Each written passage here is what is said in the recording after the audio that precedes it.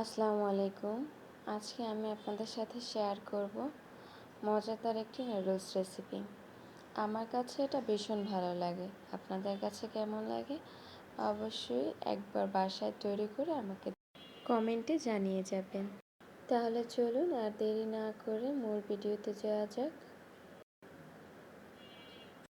এখানে প্রথমেই আমি নুডলসগুলো সেদ্ধ করে নেব। বিশেষ করে এই রেসিপিটি খেতে কিন্তু বাচ্চারা ভীষণ পছন্দ করবে।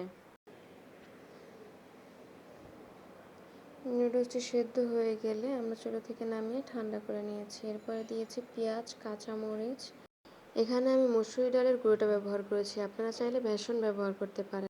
এরপর দিব হলুদের গুঁড়ো, সাথে সামান্য পরিমাণের ধনিয়ার গুঁড়ো এবং জিরার গুঁড়ো।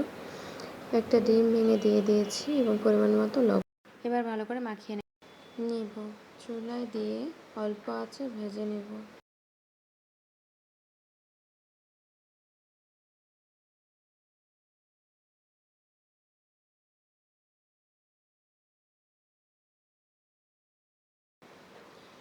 এরকমের হালকা বাদামি কালার হলে পরে প্লেটে একটা টিস্যু দিয়ে তার উপরে এগুলো তুলে নেব।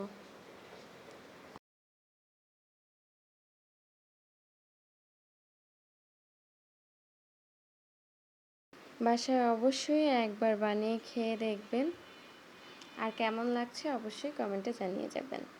ধন্যবাদ সবাইকে। আল্লাহ হাফেজ।